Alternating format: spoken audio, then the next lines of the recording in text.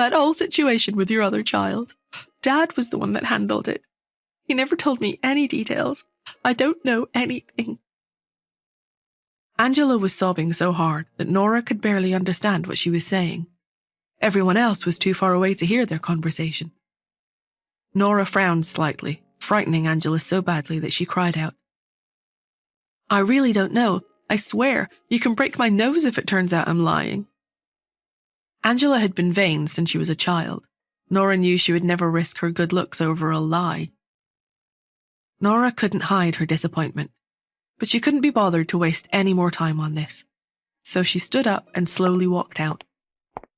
When she passed by Justin, Nora thought of how he'd rushed in to defend her.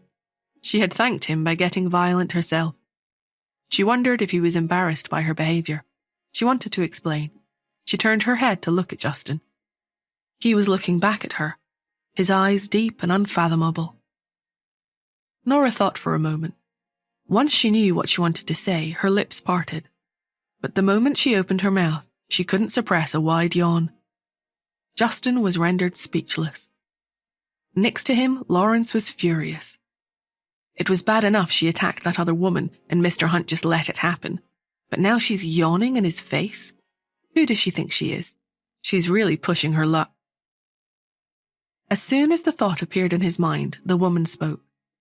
Sorry, I wasn't trying to cause trouble for you, Mr. Hunt. The corners of Lawrence's lips spasmed a little. He thought dismissively, only a fool would believe that. He was just about to give her a sarcastic reply when he heard his boss's simple, icy-cold reply, Uh-huh. Lawrence was confused. Her explanation was finished. Nora continued on her way. Justin stared at her as she walked away and narrowed his eyes. The woman's actions just now had been decisive and straightforward, and hadn't been sloppy in the least. They had seemed calculated. But it also seemed like she hadn't gotten what she wanted, and she looked a little sad. He found himself feeling compelled to help her. While he was contemplating this unexpected reaction, he heard Lawrence snort, It's a good thing you stopped those rich brats from ganging up on her. Otherwise, Miss Smith might have beaten them all to a pulp. Justin didn't respond. Lawrence continued, I hope she didn't think you were going out of your way just to save her. She's already currying favor with Pete to get close to you. If she takes this the wrong way, it'll be even harder to shake her off.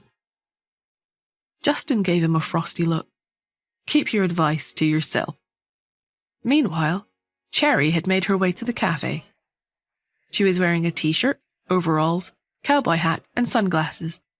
From head to toe, she looked adorable and endearing. She bounced into the cafe and picked up her cell phone to find that Chesty had sent her several text messages. Are you here yet? You're already 10 minutes late. I hope you're not running away. Are you secretly an amazingly hot girl or something? Cherry was about to reply when she received a call from Chesty. She picked up and said, I'm here, Chesty. Table 25, 26, 28. Chester was already seated there with 3 empty glasses in front of him, bored out of his mind. Yeah, table 28. That's right. You're here. Where are you? Look down. He looked down and saw the top of a cowboy hat.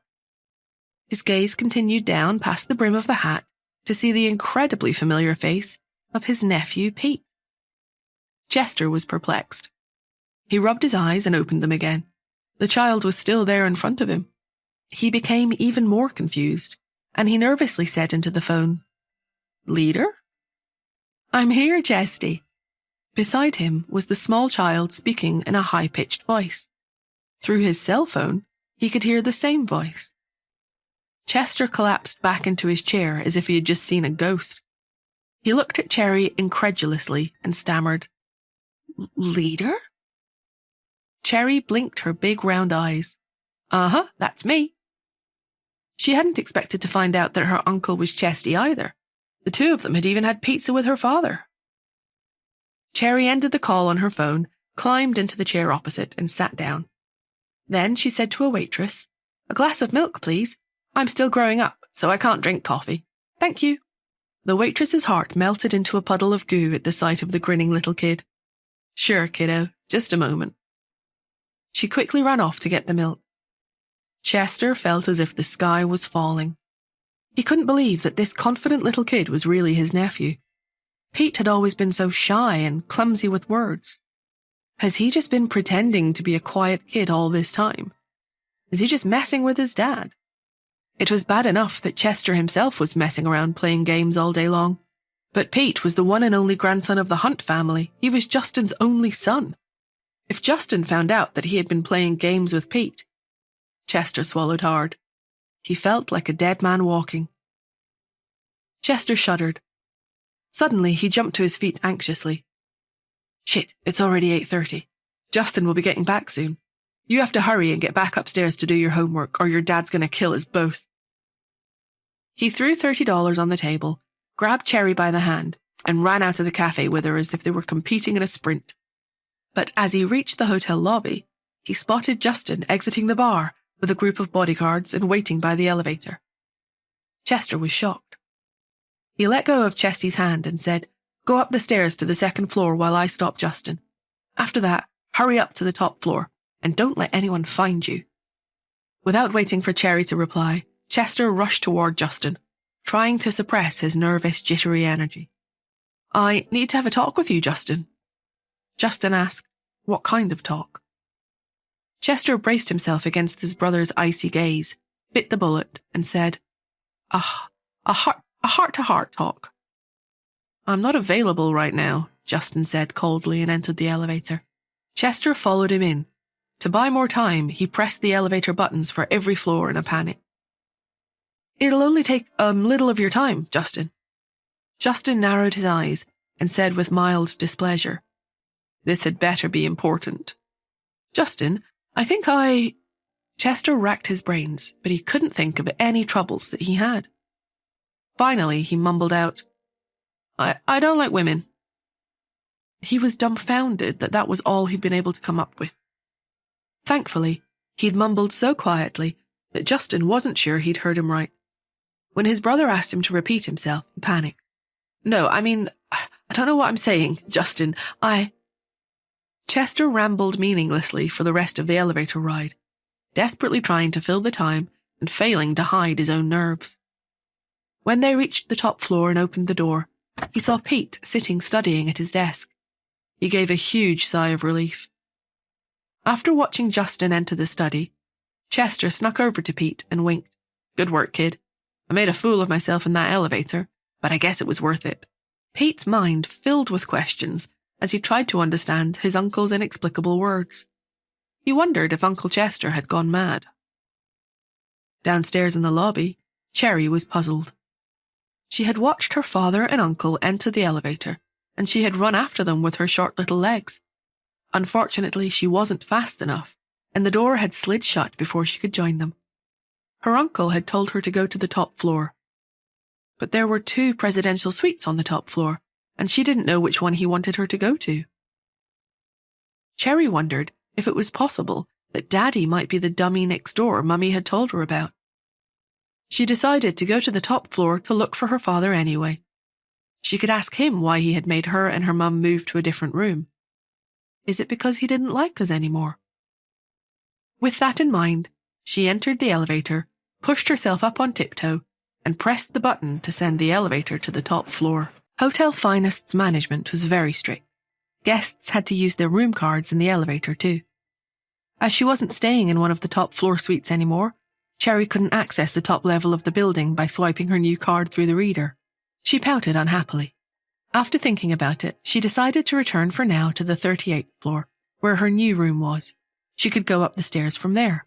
But as soon as she got out of the elevator, she ran into Nora. When Cherry saw the look on Nora's face, she decided on the spot to change her plans. She could still look for Daddy tomorrow, but her mummy was obviously upset and in need of comfort. Nora had called several private investigators, but there was still no leads. If Angela really didn't know where her son was, then her father might be the only one who knew the truth. But negotiating with him for any information would be difficult. He was no simple-minded fool like Angela. Breaking through her swirling thoughts, a small figure jumped over and hugged her leg. "Mummy, I love you so much." Glad for the interruption, Nora rubbed Cherry's head and asked softly, "Where did you go?" Did you have fun with Mrs. Lewis? Cherry looked at her fingers. She didn't dare look Nora in the eye as she lied. We just walked around the hotel. It isn't any fun here at all. Mummy, let's go to bed. Nora sighed and opened the door. Okay. Then she turned around to see Cherry leaning against the wall and striking a pose like a model. Mummy, if you miss my brother, then you can just look at me. He probably looks just like me. We're twins after all. Nora chuckled. Oh, sweetheart. Boy-girl twins aren't identical. Just like ordinary siblings, it's very difficult for them to look exactly the same. Cherry dramatically hung her head in disappointment. Aw, I thought he would look just like me. Nora laughed and brought her into the room. After taking a bath, the two got ready for bed. Nora's cell phone rang. The call was from the Smiths. She cast her eyes down and contemplated for a moment whether or not to answer. Making her decision, she turned off the cell phone and went to sleep next to her daughter. When Nora woke up the next day, Cherry had already quietly gotten out of bed and was playing with Mrs. Lewis outside. Nora took a look at her cell phone. Aside from dozens of missed calls from the Smiths, there was also one from her Aunt Irene. Irene, who was her aunt on her father's side of the family, had been the kindest to her during all these years. It was because of her that Nora still had a good relationship with her cousin Lisa. Thinking she would get to speak with Irene, Nora returned the call. Someone picked up very quickly, but it was her father's voice that rang out, not Irene's. Well, here I was, thinking that you'd already abandoned the family, Nora. She rolled her eyes lazily and got out of bed to get something to eat. What's up? Don't give me your attitude. What happened yesterday? Did you sabotage Anthony's proposal to your sister? She said you attacked her. You've been saying for years that you wanted to cancel your engagement. Now that you've gotten your way, why are you trying to get Anthony back again? He's Angela's now. Nora sighed. It had always been like this, ever since she had been young. The moment she and Angela had a disagreement, Henry would blame her without even trying to find out the truth. She was depressingly used to it. She said calmly, then why didn't he propose to her? He was going to, but you've messed everything up now. Come back right now and apologize to your sister. Otherwise, don't blame me if I disown you. Do what you want. Nora was about to hang up, but Henry yelled angrily, You ungrateful, disobedient brat. This is no time for your attitude. We're in the middle of an emergency with your aunt. Do you even care? Nora paused. What's wrong with her? She has a brain tumor. If you have any decency left, then come to the hospital in town. Otherwise, you'll miss your chance to see your aunt for the last time. I'll be right over. After hanging up, Nora quickly washed up, changed, and went out. When the elevator arrived, there were already two smartly dressed women inside. Nora entered and made sure the button for the lobby had been pushed. She leant against the wall and kept her eyes glued to the floor on the ride down. She overheard the discussion between the two other women. Isn't it inappropriate for us to treat him like that? Surely it's corporal punishment. Don't be ridiculous. We were sent by the old lady. Besides, he didn't even cry. He doesn't talk much at all. I've heard he might be autistic. He just behaves so badly. I have to admit, it felt a little good when I saw him be reprimanded. Being rich is no excuse. He still has to listen to us. But what if the father finds out? He will only find out if Pete doesn't finish his homework, and then that will be Pete's fault. That man is very strict with his son. He might be angry if Pete makes a fuss, but the child is so quiet and stubborn. Even if I didn't give him lunch, I bet he wouldn't say a word about it to his father. When the elevator arrived on the first floor, the two tutors walked out and went to eat in the hotel restaurant. Nora, who exited the elevator behind them, frowned. She felt exceptionally uncomfortable. The elevator had brought the women down to her floor, so they could only have come from the presidential suite on the top floor. That could only mean they had definitely been talking about Justin Hunt's son. Nora cast her eyes down and decided to mind her own business. The cab she had called for had already arrived. She was about to get in the car when she heard a commotion behind her.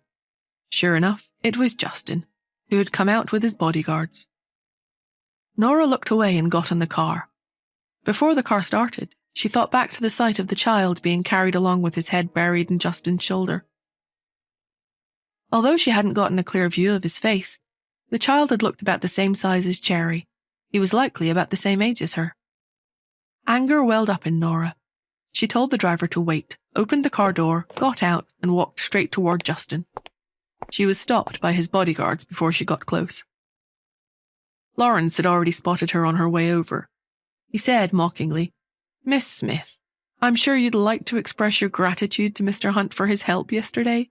I bet you'd also like to ask for his contact information. We've already seen these methods 1,000,000 times. I wish you'd try something more original." Nora was puzzled. In the distance, Justin, dressed in a black suit, kept looking straight ahead and climbed into his Bentley. He didn't see her at all. As the car started up, Nora's eyes narrowed angrily. She rarely chose to meddle. The idea of her good intentions being misunderstood infuriated her. She turned around to leave, but she paused after taking just a few steps. She couldn't suppress her anger. She turned back to Lawrence and said, "Mr. Zimmer, you should have Mr. Hunt visit a psychiatrist when he has the time to spare. Narcissism is an illness. Get it treated." Lawrence was confused. It was only after taking this final shot at Justin's character that Nora felt calm enough to leave. She got back into her cab as if nothing had happened, and had the driver take her straight to the hospital her father had directed her to. There weren't many people in the private facility. Nora checked in at the desk, headed upstairs, and entered the VIP ward. She hadn't even seen her aunt yet when Henry stormed toward her furiously with a contract in his hand. "Nora, you have to sign the ownership transfer agreement for the company today, and apologize to your sister while you're at it. Otherwise, it's not just you who will feel the consequences." Please subscribe to the Pocket FM YouTube channel and press the bell icon for instant notification. Check out our channel for more such exciting shows.